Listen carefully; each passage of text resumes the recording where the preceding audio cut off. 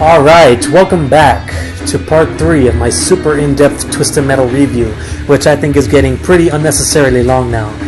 But, you know, it's called super in-depth and I want to... Anyway.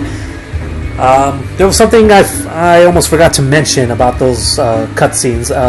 Something I want to get into now.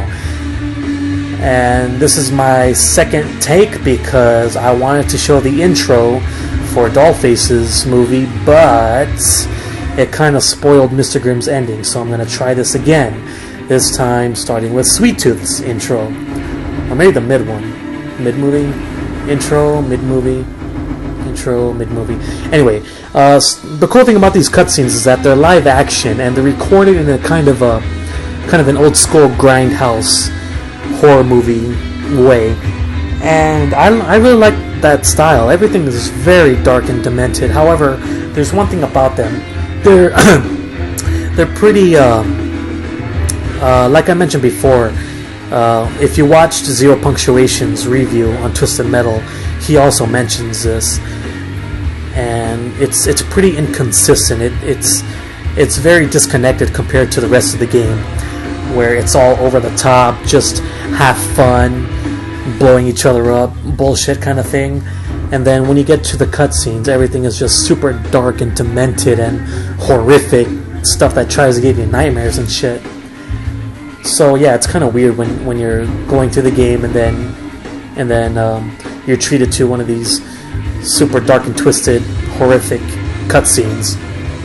But another thing about them is that they're incredibly cheesy. I mean, it's trying to be all horrific and everything, but there's probably just some parts where you're just gonna laugh. But that's why I love them. I mean, they're cheesy. They're really cool. I love the whole stories, the way it's filmed. And here's a sample. I'm still debating whether I should show the intro or Sweet Tooth's mid-movie. I think the mid-movie will be good enough. So here's a sample. There was a time right after she escaped that I almost caught her. I could sense where she was. Her fear, it was so ripe. This would be fun.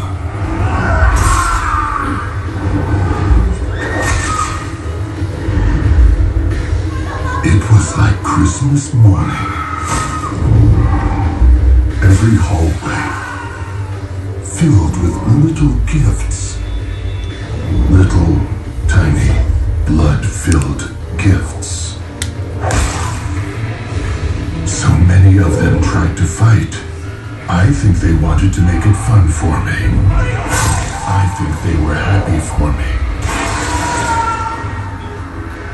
Looking back, I'm so glad I decided to take the stairs.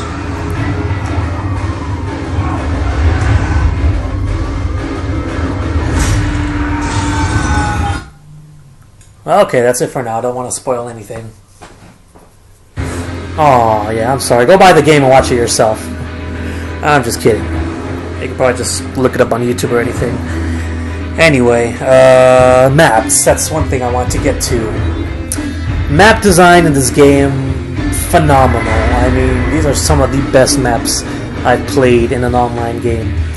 Let's see. Let's go to challenge. I think you have about 8 different maps. 1, 2, 3, 4, 5, 6, 7, 8. Yeah, 8 different maps. And depending on the size of the maps, which I should mention are fucking huge. I mean, these maps are pretty fucking massive. There can be different sections that you can choose. Here's the full map. Here's a medium portion of it. Here's another medium portion of it. A small portion. Another small portion. And the smaller the map, I think, is the most fun because 15 players in one tiny little map that's just the definition of pure chaos. And I absolutely love it. But big maps like this, I love that just as equally. But I mean, like I said, these maps are pretty fucking huge, and they're very well detailed. The one thing I really love about them is the destructibility of these maps, especially in this map right here, Sun Springs. Every single house, almost every single building can be taken down just by running into them.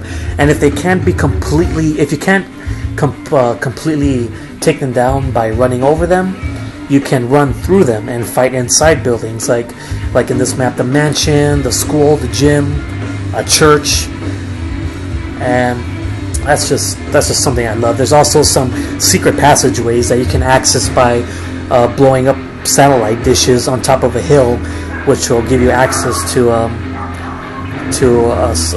sort of a secret part of the map, and it's kind of like that for each map. I mean, the destruction is just way up there, and it's very satisfying to just run through everything and knowing that you're not going to crash because it's just a static object that doesn't move.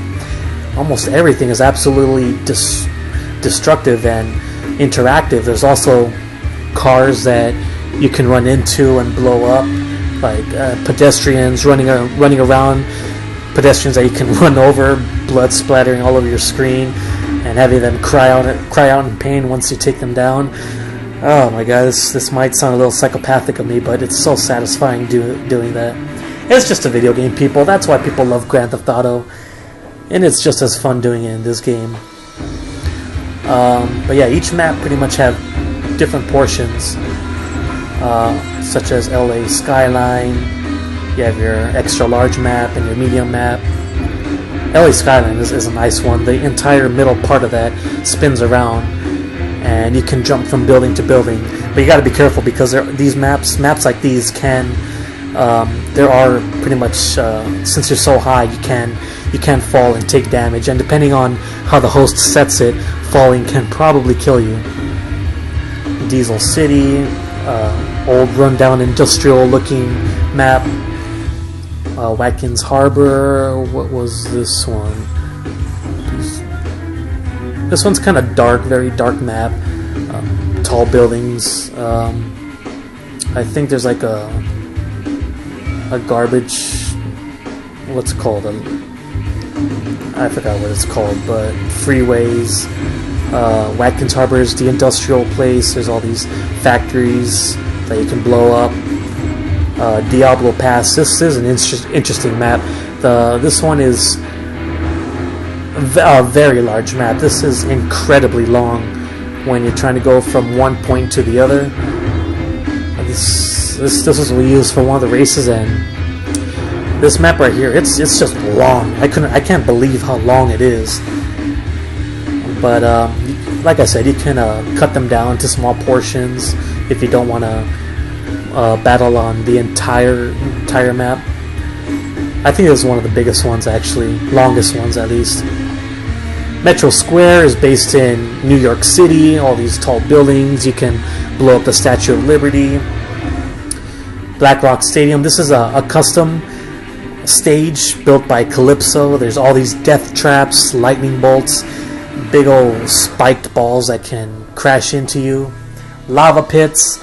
And there's also this really awesome feature where you sit on a platform, and if you sit on it long enough, it will electrocute some of the audience around the stage, and it will launch them into the arena, and they will be wearing vests with different symbols on them. It'll either be an orange question mark or a blue cross, and the orange question mark, if you run them over, you will get a random weapon. The blue cross, if you run them over, will give you health. And that is just some pretty crazy stuff that you can think of for a fucking video game, man. That's what I love about this shit. It's so fucking over the top and just flat out ridiculous. I mean, Twisted Metal, if I had to summarize it in just a couple of words, it's a video game at its very core. Nothing but over-the-top action and unrealistic bullshit that you can never pull off in real life. Now, I want to talk about graphics. I should probably load up a map Sun Springs, this was released as a demo, and there's a comment that I wanna bring up.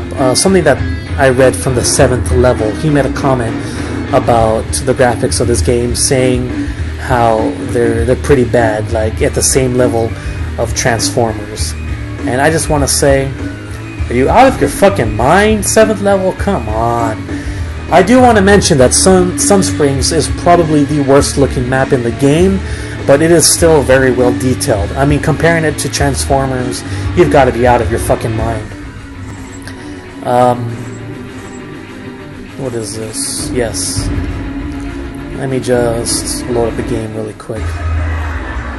Because, I mean, Transformers, I'm pretty sure that game tore the fuck up. Like, every single frame would have a tear right through the fucking frame every single time.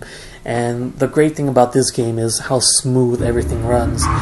It runs with the most rock-solid frame rate out there so far, especially since games nowadays can barely hold 30 frames a second. This game runs at a very rock-solid 30 frames a second with some incredible motion blur. Really good lighting, very good anti-aliasing. The implementation of something called morphological anti-aliasing, very well done. The edges are smoothed out very well. Most smoke effects are good. You can run into everything. The scale of destruction is phenomenal. Let me try something really quick. I mean, this is just an example of what I mean. You see this crane right here?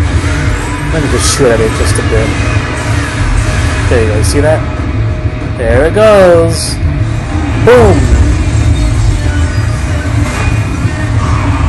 There goes the building. Opens up a secret passageway. Pretty fucking cool, huh? But yeah, come on, 7th. You can't possibly say something like... I mean, you're probably the last person I would expect to make a stupid comment like that. I'm sorry, but... yeah, it's a pretty stupid comment. This game runs incredibly smooth. People actually... I've read it in numerous reviews of people who actually think that this game runs at 60 frames a second. That's how smooth this game is, people. It doesn't matter how many explosions or how many cars are crashing into each other. This game will almost refuse to drop a single frame, or there is a little bit of screen tearing, but it's very, very little. And that's the one thing I really love about this game. The graphics are good, maps are huge, the cars are very nicely detailed. They're not the best graphics, obviously, but considering that this game was made by a very small team, and I don't think it was made with a AAA budget in mind, they did some pretty good work. I mean, these guys have to be pretty talented to be able to do this, considering it's such a small team. And it did take 4 years to make, but it shows. I mean, despite the menus, like I mentioned, the presentation and whatnot kind of lacking, once you get into an actual game and start playing it, I mean, for me, everything is forgiven. This is some of the best gameplay I've played in a while, especially for just a Metal game. It's incredibly smooth. The controls are very responsive. Frame rate holds up very well. Lighting is good. The anti-aliasing is very good. The interactivity, the destruction, very high quality. I mean, everything is just loaded with detail. The attention to detail in this game is just ridiculous. Let's see, like for example, if I go to you see this right here? I just killed an enemy, and what happens is the driver and the gunner will be blown out of the car running while they're engulfed in flames. And if you run over the driver, you get health. If you run over the gunner, you'll get a random weapon. Again, such crazy shit like that just makes this game fucking crazy and very fun to play.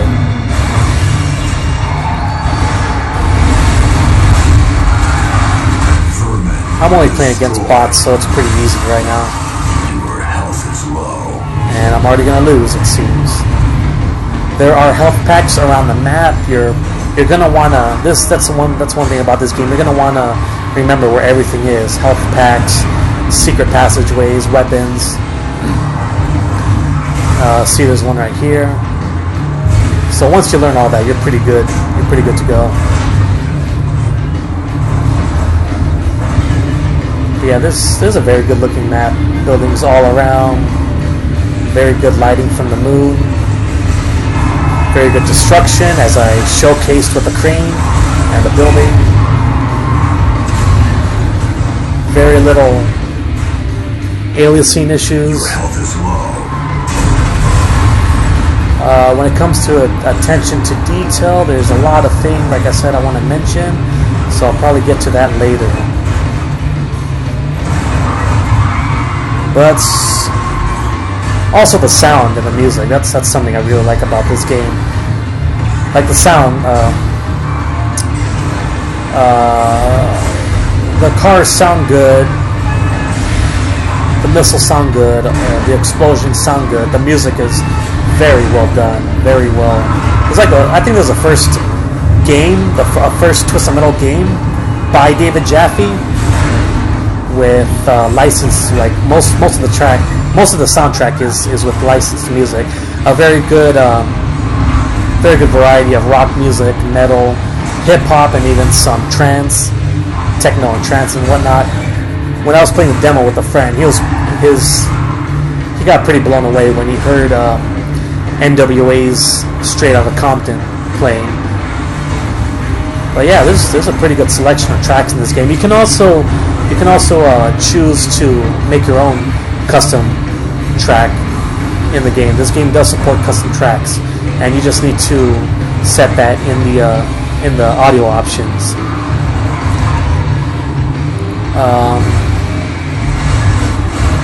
But yeah, that's basically it for now. When it comes to graphics, you can run into everything. Almost everything can come down. Lighting looks good.